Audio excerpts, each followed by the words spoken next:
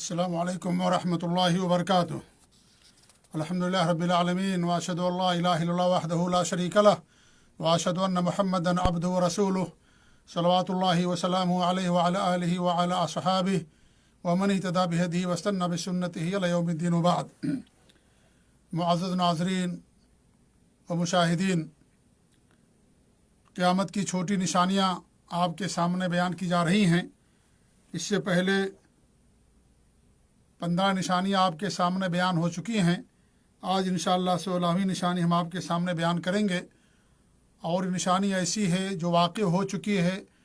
اور واقع ہوتی بھی رہتی ہے، اور وہ ہے قتل کی کثرت۔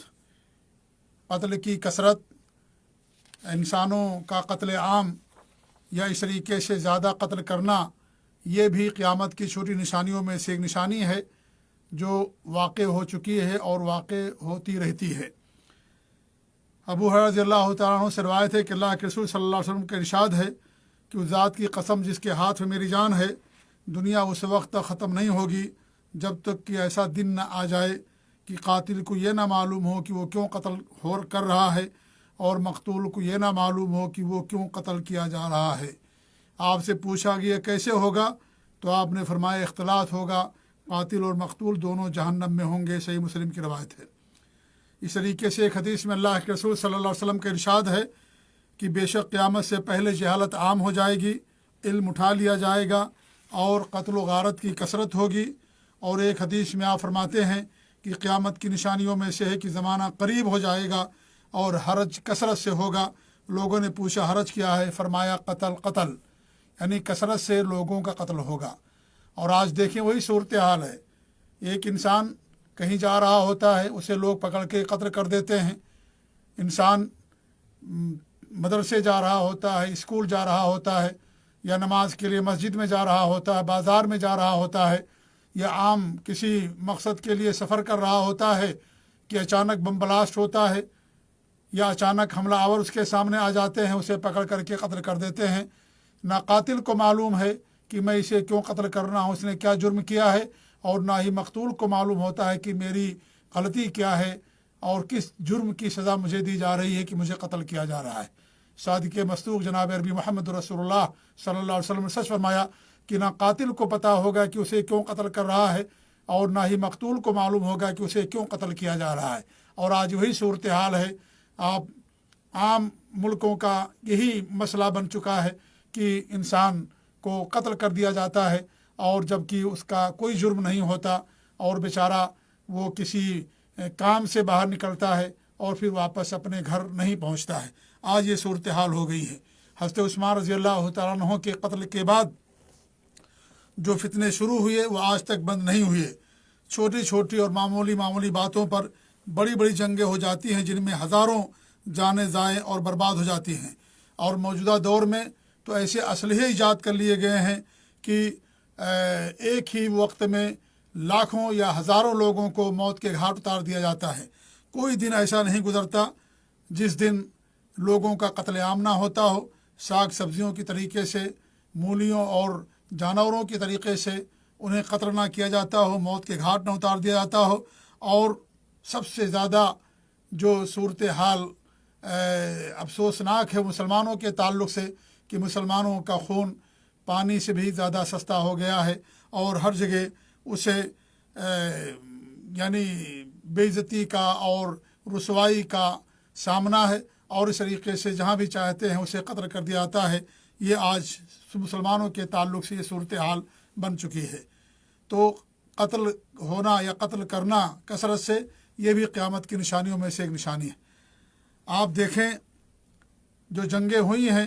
ان جنگوں کے اندر کتنی جانیں گئی ہیں، آپ اندازہ لگا سکتے ہیں۔ اعداد و شمار کے مطابق پہلی جنگ عظیم میں 15 ملین لوگ موت کے گھاٹ اتارے گئے، دوسری جنگ عظیم میں 55 ملین لوگ مارے گئے، 55 ملین۔ ویتنام کی جنگ میں 3 ملین لوگوں کو قتل کیا گیا، روس کی خانہ جنگی میں 10 ملین لوگ مارے گئے، اسپین کی خانہ جنگی میں 12 ملین قتل ہوا لوگوں کا۔ ایسے عراق اور ایران کی جنگ میں 1 ملین لوگ مارے گئے، عراق اور امریکہ کی جنگ میں بھی تقریباً 1 ملین لوگوں کو قتل کیا گیا۔ ایسے ہی ہیروشیما ایٹم بم میں 1.5 لاکھ سے زیادہ لوگوں کی جانیں گئیں۔ یہ چند مشہور جنگوں میں مقتولین کے اعداد و شمار ہیں۔ ان کے علاوہ اور بھی بڑی بڑی جنگیں ہوئی ہیں جن میں مقتولین کا صحیح اندازہ اللہ رب العالمین کے علاوہ کسی کو نہیں معلوم ہے۔ اللہ تعالیٰ سب کی حفاظت فرمائے۔ تو آپ دیکھیں کس طریقے سے ایک انسان کا خون سستا ہو گیا ہے، کس طریقے سے قتل عام کثرت سے جاری ہے،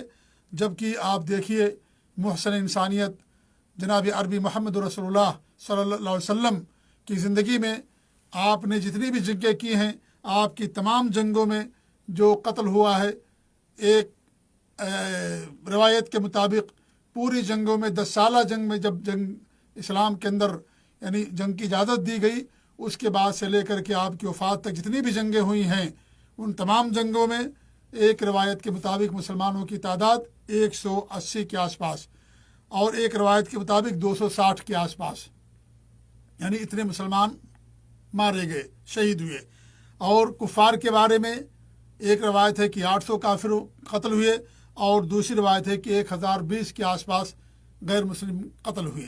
آپ دیکھیں 10 سالہ جنگ کے اندر اگر دوسری روایت ہی مان لی جائے تو مسلمان اور غیر مسلم کو ملا کر کے 1260 کے آس پاس قتل یعنی جانیں گئیں۔ آپ دیکھیں 10 سالہ مدت کے اندر یہ 1200 کے آس 60 یعنی 1300 کے اندر ہی یعنی صرف اتنی جانیں گئیں۔ آج جس اسلام کو لوگ دہشت گرد کہہ رہے ہیں، جس اسلام کو لوگ بدنام کر رہے ہیں، جس اسلام کے بارے میں لوگوں کا نظریہ یہ ہے کہ وہ شمشیر اور طاقت کے زور پر پھیلا ہے، اس اسلام کے اعداد و شمار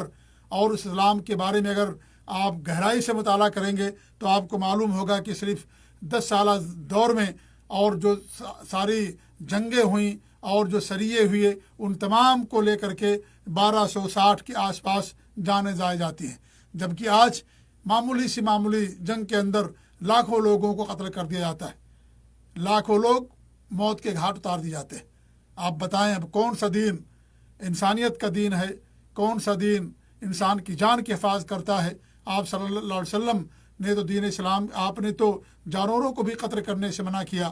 آپ نے تو جانوروں کے سامنے چھری کو تیز کرنے سے منع فرمایا، آپ نے اگر چھری کند ہو تیز نہ ہو اس چھری سے جانور کو قتل کرنے ذبح کرنے سے آپ نے منع فرمایا۔ آپ کے اتنے ارشادات ہیں جو امن پسندانہ، اور اس طریقے سے انسان ہی نہیں بلکہ جانور بھی آپ کی تعلیمات سے فائدہ اٹھا رہے ہیں، اور اس طریقے سے ان کو بھی مارنے سے بلا وجہ بغیر کسی سبب کے ان کو بھی مارنے سے منع کیا گیا۔ اسلام کے اندر تو اتنی زیادہ امن پسندانہ تعلیمات ہیں کہ پانی بھی بہانا اسلام کے اندر ناجائز، اسراف کرنا، فضول خرچی کرنا منع کیا گیا ہے، تو کسی انسان کا خون بہانا کیسے جائز ہوگا؟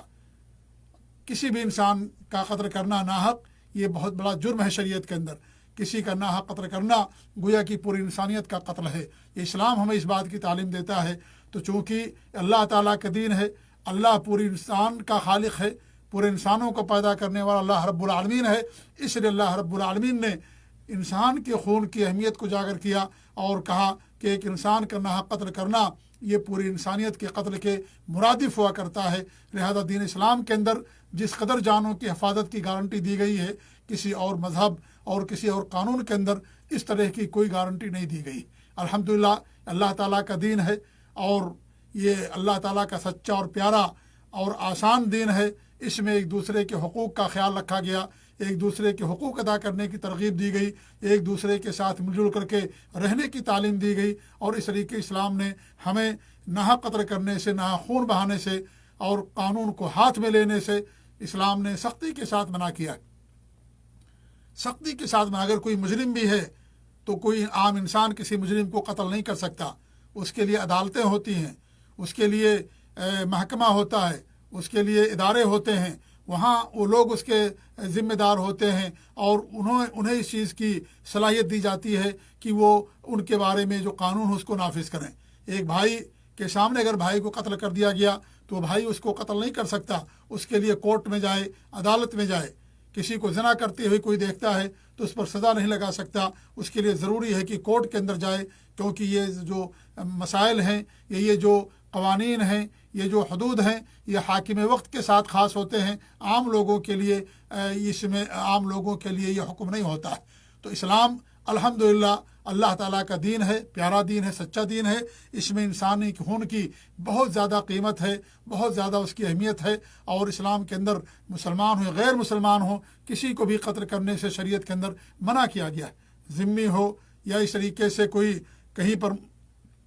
اسے امن و امان دے دیا گیا ہو یا کسی بھی ملک میں رہتا ہو تو قطعاً کسی کے لیے جائز نہیں ہے کہ کوئی کسی کو قتل کرے، اسے دین کی تعلیم دے اور اسے حکمت کے ساتھ اسلام کی طرف بلائے، اچھا معاملہ کرے، اچھے اخلاق سے اس کے ساتھ پیش آئے، اور اسلام کی جو من پسندانہ تعلیمات ہیں ان تعلیمات کو ان کے سامنے پیش کرے۔ یہ اسلام ہم سے چاہتا ہے۔ تو آپ اندازہ لگائیں کہ آج دنیا اتنی ترقی یافتہ ہو چکی ہے، اور دنیا جس کے اندر انسان کے خون کی بڑی قیمت زبانی طور پر لوگ بیان کرتے ہیں، لیکن سچائی یہ ہے کہ ان کی نظر میں انسان کی کوئی اہمیت نہیں ہے۔ 10 سالہ دور میں ہمارے نبی صلی اللہ علیہ وسلم کی زندگی میں صرف 1260 لوگوں کا قتل ہوتا ہے، لیکن ایک جنگ کے اندر 50 ملین اور اس طریقے سے 10 ملین 1 ملین لوگوں کو قتل کر دیا جاتا ہے چند مہینوں کے اندر یا چند دنوں کے اندر قتل کر دیا جاتا ہے، اور اس طریقے سے کوئی فرق نہیں پڑتا انسانیت کے اوپر۔ اور آپ کی زندگی میں 10 سالہ دور میں صرف 1260 لوگوں کا قتل ہونا، یہ آپ دیکھیں کہ اسلام کس قدر امن پسندانہ تعلیمات والا دین ہے، اور کس قدر اسلام کے اندر انسانی جان کی اہمیت اور اس کی قیمت ہے دین اسلام کے اندر۔ آپ ان اعداد و شمار سے باقاعدہ ان تمام چیزوں کا پتہ لگا سکتے ہیں۔ تو یہ غیر مسلموں کی طرف سے اور جو اعداء اسلام ہیں ان کی طرف سے یہ پروپیگنڈا کیا جاتا ہے کہ جو مسلمانوں کا دین ہے وہ کاٹنے والا مارنے والا دین ہے، شمشیر کی طاقت سے پھیلا ہے۔ ایسا نہیں میرے بھائیوں، اسلام اخلاق سے پھیلا ہے اور امن پسندانہ تعلیمات سے پھیلا ہے، اور اس طریقے سے جو رکاوٹیں کبھی بنی اسلام کی تعلیمات کو لوگوں تک پہنچنے میں، ان رکاوٹوں کو دور کرنے کی اسلام نے اجازت دی ہے، اور تاکہ اس کو ختم کیا جائے، اور تاکہ اسلام کی جو تعلیمات ہیں اور اسلام کی جو آواز ہے لوگوں تک پہنچ سکے، اور لوگ اسلام کے اندر جو لوگوں کا ذریعہ بنے ہوئے ہیں کہ لوگوں کو اسلام میں داخل نہ کرنے کا جو رکاوٹیں بنے ہوئے ہیں ان رکاوٹوں کو ختم کرنے کے لیے اسلام نے اس کا حکم دیا ہے۔ لیکن اسلام اخلاق کے اور اپنی جو من پسندہ تعلیمات ہیں ان تعلیمات کے بدولت اسلام کی دنیا کے اندر نشر و اشاعت ہوئی ہے۔ تو یہ قتل ہونا کثرت سے یہ بھی قیامت کی چھوٹی نشانیوں میں سے نشانی ہے جو واقع ہو چکی ہے اور واقع ہوتی رہتی ہے، اور نہ جانے کتنے قتل عام ہوتے رہیں گے آنے والے دنوں میں، اس کا اندازہ کوئی نہیں کر سکتا ہے۔ اللہ تعالیٰ سے ہماری یہی دعا ہے کہ اللہ رب العالمین ہم سب کی حفاظت فرمائے، مسلمانوں کی حفاظت فرمائے۔ اللہ رب العالمین سب کو دین کی تعلیمات پر عمل پیرا ہونے کی توفیق دے، اور اللہ تعالیٰ ہمیں توفیق دے کہ اسلام کی جو تعلیمات ہیں امن پسندانہ تعلیمات، ان تعلیمات کو ہم لوگوں کے سامنے بیان کر سکیں۔ اللہ تعالیٰ ہمیں اس بات کی توفیق دے کہ ان تعلیمات کو بیان کر سکیں، اور جو اسلام کے تعلق سے غلط فہمیاں لوگوں کے اندر پھیلائی جاتی ہیں ان غلط فہمیوں کو دور کرنے کے اللہ رب العالمین ہم سب کو توفیق دے، آمین۔ وصلی اللہ علی نبینا محمد وعلی آلہ وصحبہ اجمعین، وجزاکم اللہ خیر، والسلام علیکم ورحمۃ اللہ وبرکاتہ۔